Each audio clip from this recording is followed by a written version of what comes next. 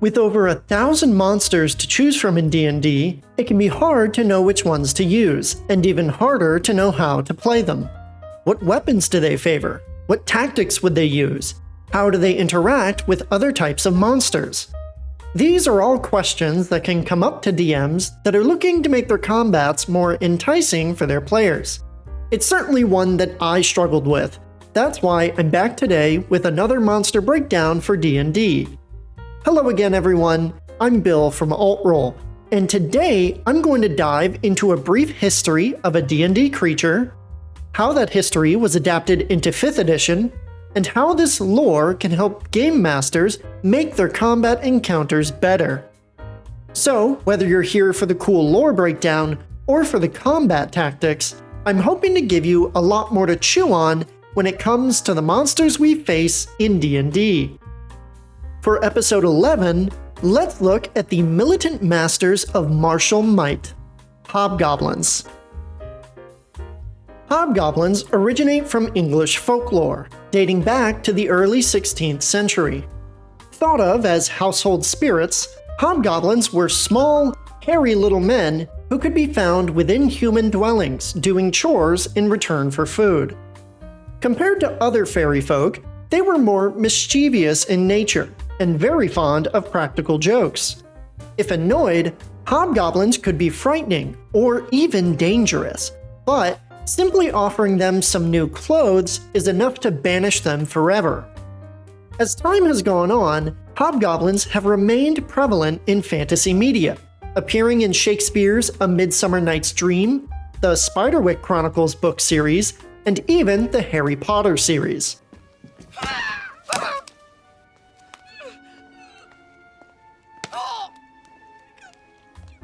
In D&D, hobgoblins were one of the earliest creatures brought into the game, introduced in the original Dungeons & Dragons White Box set in 1974.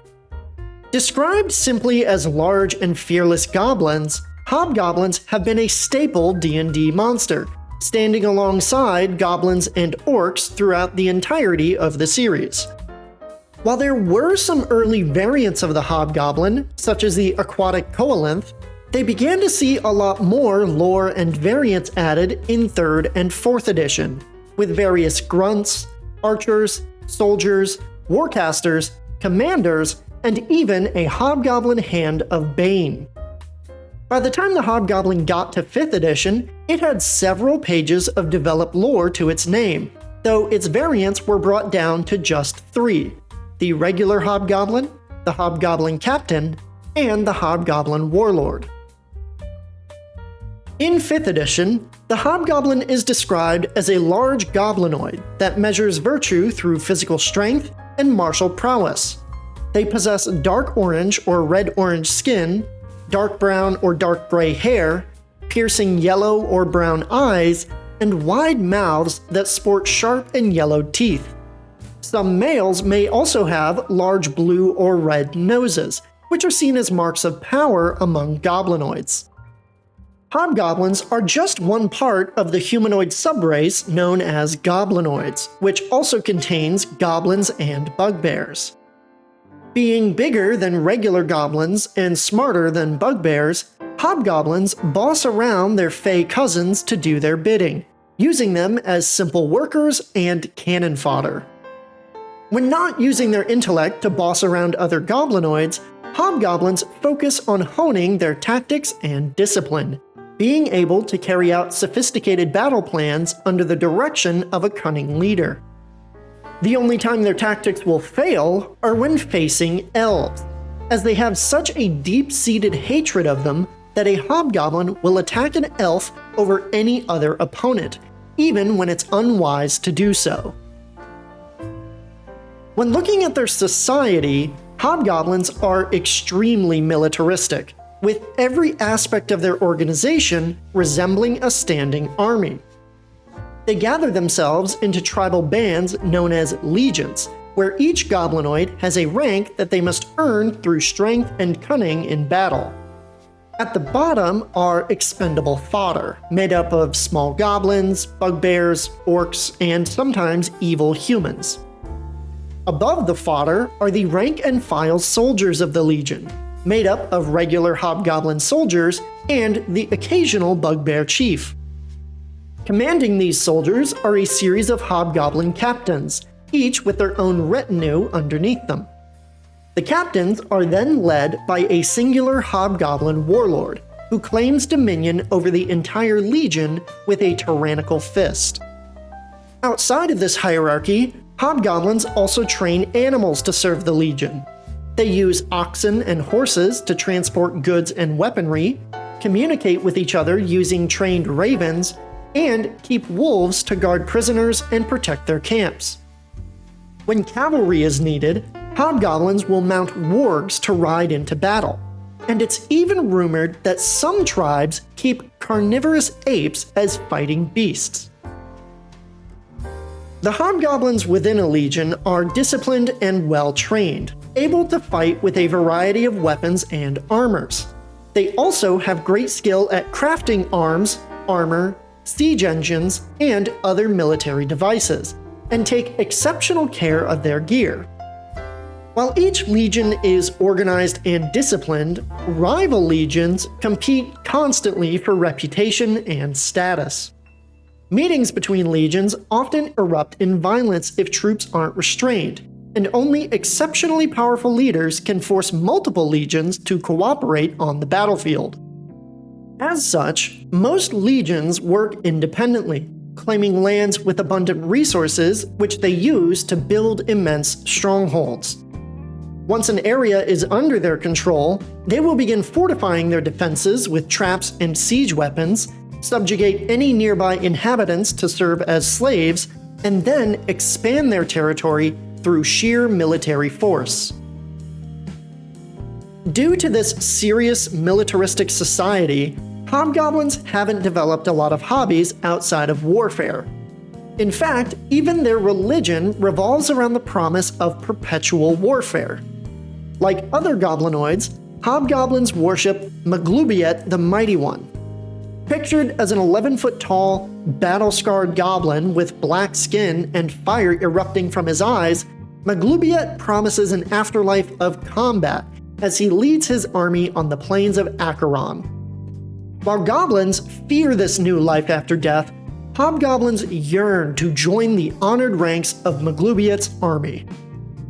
In summary, Hobgoblins are militaristic soldiers who use strength, cunning, and discipline to raid and subjugate those not strong enough to fight back.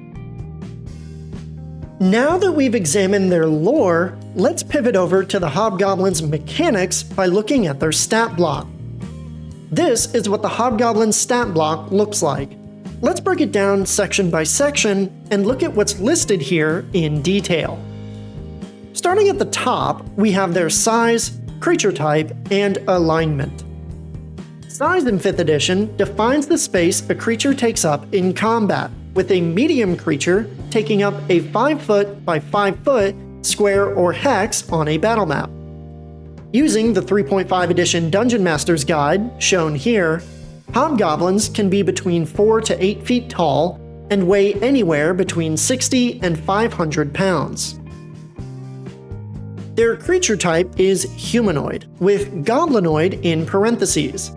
Goblinoids are a family of related humanoids that make up hobgoblins, bugbears, and goblins. Alignment broadly describes a creature's general outlook on the world and combines their moral beliefs with their attitudes toward society and order. The alignment of the hobgoblin is lawful evil, meaning they methodically take what they want within the limits of a code of tradition, loyalty, or order. Below that top bar are the rest of the Hobgoblin's stats, which are essential for the mechanical play of the creature by the Dungeon Master. The Hobgoblin has an armor class of 18, 2d8 plus 2 hit points, or 11 on average, and a movement speed of 30 feet. I'll note here that this armor class includes the use of a shield, so if a Hobgoblin is wielding a two-handed weapon, such as a longbow, their armor class would be lowered to 16. Looking at their ability scores, they have 13 strength, 12 dexterity, 12 constitution, 10 intelligence, 10 wisdom, and 9 charisma. With 10 being average for an ability score, the Hobgoblin has high strength, dexterity, and constitution, average intelligence and wisdom, and slightly low charisma. For their skills and proficiencies, the Hobgoblin has dark vision out to 60 feet, a passive perception of 10, speaks Common and Goblin, has a proficiency bonus of +2, a challenge rating of 1/2, and awards 100 experience points when killed.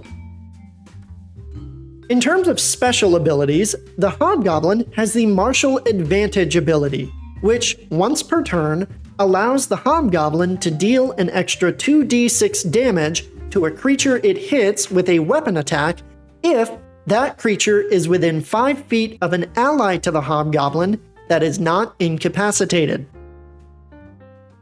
For offensive actions, the Hobgoblin typically wields a longsword and a longbow. The longsword attack has a +3 to hit, a reach of 5 feet, and deals either 1d8 +1 slashing damage if used with one hand on a hit, or deals 1d10 +1 slashing damage if used with two hands on a hit. The longbow attack has a +3 to hit, a 150-foot normal range and a 600-foot range with disadvantage, and deals 1d8 +1 piercing damage on a hit. Lastly, we have their environment tags. When using digital resources, we can see that Hobgoblins can typically be found in deserts, forests, grasslands, hills, and the Underdark. Now that we've gone through and sorted out their stat block, we can begin to relate the Hobgoblin's lore and abilities to how we should be using them in combat encounters.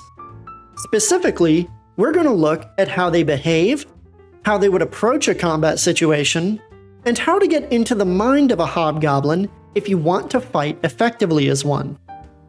How do we do this? Well, we'll need to take the lore and stat blocks of the monster and compare that with how that information is intended, referencing tactics and interpretations from The Monsters Know What They're Doing by Keith Amon. Let's start by going through Amon's key assumptions one by one and relating them to the Hobgoblin as we go. The first of Amon's assumptions is that most creatures want to survive, and if seriously wounded, will try to flee combat. Exceptions to this rule are fanatics or intelligent beings who believe they'll be hunted down and killed if they do flee. Seriously wounded can be subjective, but we can assume that threshold to roughly be 1/3 of a creature's health. With an average of 11 hit points, 1/3 of that would be rounded to 4. Due to their martial training and prowess, it's highly unlikely that a Hobgoblin will actually run away from a fight. However, if 1 or 2 Hobgoblins in a squad were reduced to 4 hit points or fewer, instead of just breaking and running, they would instead begin an orderly retreat. The wounded would disengage from the fight, while the rest of the unit covers them and keeps the enemy at bay. Once the wounded are disengaged, the rest of the unit would fall back until they were no longer engaged in combat. Next up, let's look at how their alignment can impact their thinking. On the scale of good to evil, good creatures tend to be friendly to others, whereas evil creatures are hostile to others. On the scale of lawful to chaotic, lawful monsters may try to capture or non-lethally subdue others, whereas chaotic monsters would just kill them. Since Hobgoblins are lawful evil, we know 2 things about them. First, since they're lawful, Hobgoblins will generally try to capture or non-lethally subdue their opponents, so long as they're not an elf. Secondly, since they're evil creatures, Hobgoblins will be outwardly hostile to other creatures, especially towards elves. Continuing with their mindset, let's dive into some of their mental ability scores. Hobgoblins have an intelligence score of 10. With regards to intelligence scores between 8 and 11, Amon states, "A creature with intelligence of 8 to 11 is unsophisticated in its tactics and largely lacking in strategy, but it can tell when things are going wrong and adjust to some degree." Normally, this would just mean that Hobgoblins tend to use simple tactics at best, but their lore directly states that they actually have a strong grasp of tactics and discipline under a strategically minded leader like a Hobgoblin captain or warlord. As such, Hobgoblins, more so than other goblinoids, are gonna be able to think on their feet in the midst of combat, using multiple battle groups with mixed units of goblins, bugbears, and other expendable fodder to carry out different objectives in the field. For example, it would be within reason to have one battle group of Hobgoblins split into 3 squads, where Squad 1 pins the enemy down in melee, Squad 2 attacks vulnerable targets from range, and Squad 3 flanks the enemy to cut off their escape or force a surrender. Hobgoblins also have a wisdom score of 10. With regards to wisdom scores between 8 and 11, Amon states, "A creature with wisdom of 8 to 11 knows when to flee, but is indiscriminate in choosing targets." Once again, there's a slight discrepancy between Amon's assumption and the stated lore of Hobgoblins. In their lore, Hobgoblins emphasize reconnaissance to gauge the strengths and weaknesses of their foes, so any group of Hobgoblins that is prepared for an adventuring party will be able to choose targets effectively. Should the Hobgoblins be unprepared for an attack, though, they may default back to attacking whichever target is closest to them, and then adapt throughout combat as they discover their opponent's abilities. Now that we've set up how they think, let's look at the Hobgoblins' physical abilities that influence how they fight. Thinking like Amon, we can assume the following. Creatures with high strength focus on melee combat and won't need to compensate with greater numbers. As such, they won't need to outnumber an enemy to be willing to take the fight. Creatures with high dexterity will prefer to attack with ranged weapons, and if it's intelligent, the creature may lay traps as well. Creatures with high constitution typically have a hit point advantage over their enemies, and because of that, they're less likely to hide in combat since they can soak up a couple of attacks before going down. To recap our earlier stat block examination, Hobgoblins have high strength, dexterity, and constitution. Comparing this to the assumptions that we put forward earlier, Hobgoblins are flexible combatants that can swap easily between melee and ranged attacks depending on what is needed for the encounter. The last major premise from Amon is that in D&D 5th edition, unless otherwise specified, any creature gets their full movement, 1 action, 1 bonus action, and 1 reaction, just like any player character does. Amon posits that any creature that exists within the game world will have evolved in accordance with this rule, and it will seek to obtain the best possible result from the action economy of the game. This means they will combine whatever movement, actions, bonus actions, and reactions are available to it for the best possible outcome. The only ability that regular Hobgoblins can really exploit is their martial advantage, which gives quite a bit of extra damage against enemies that are near the Hobgoblins' allies. In order to proc this ability as much as possible, Hobgoblins would always try to have troops work as a group to take down targets, maintaining their formation to keep allies nearby. As mentioned in their lore, Hobgoblins might also tend to give this job to expendable goblins and bugbears, letting them get into melee range while the Hobgoblin stays a moderate distance back with their longbow. So, with all of these assumptions laid out and applied to hobgoblins, what do we now know about how to use them in combat? First, a hobgoblin legion is a dangerous, organized force that uses tactics, strategy, and intelligence to attack their foes at their weakest.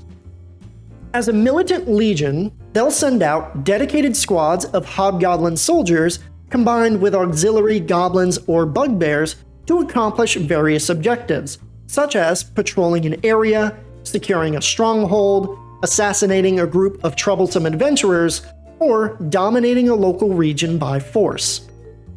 Second, hobgoblins fight based on the information they have available at the time, using reconnaissance and intelligence gathering to gain more and more intel on their opponents. This can lead to a fun scenario for adventuring parties, where the more they actively fight a legion of hobgoblins, the smarter those hobgoblins will be with every consecutive fight, as they learn more about the party's strengths and weaknesses. Third, in combat, hobgoblins will use mixed unit tactics to outmaneuver their opponents. Dedicated groups will split into different roles of melee, ranged, and flanking, and should one or more groups be defeated, the others will adapt to the changing situation on the field. Fourth, if reduced to 4 hit points or fewer, reduced to half their starting number, or if their leader is killed, a hobgoblin or group of hobgoblins will order a tactical retreat. This retreat can be situational though, as hobgoblins will care more if a hobgoblin gets seriously wounded than if some of their goblins or bugbears die. Fifth, if hobgoblins win a combat encounter, they're likely to capture their defeated foes and bring them back to their fortress. Once there, the local warlord may try to keep them as servants, ransom them off to their employer, or kill them, depending on how much the party has been a thorn in their side.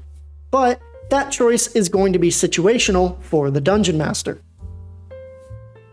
And with that, we come to the end of today's video on the Hobgoblin. All in all, hobgoblins represent the greatest threat that goblinoids can muster against the worlds they inhabit, utilizing strength, cunning, and sheer military might to take what they want. Personally, I love using hobgoblins in my games, as they represent a serious threat that, when combined with bugbears and goblins, can hold their own against higher level parties. What I want to know is, what do you think of the hobgoblin? Are they a serious threat in your games? Or do you shrug them off as just slightly tougher goblins that most parties won't encounter past level 5? You can let me know what you think in the comments down below, or you can join the Alt-Roll Discord using the link in the description to discuss it there. While on the server, you can pop into our courses that teach the basics of D&D, and if you like what we do, supporting us on our Ko-fi goes a long way in helping us keep Alt-Roll going. For now, that's all I had for you though. So, thank you all for watching, make sure to have a great rest of your day, and I'll see all of you next time.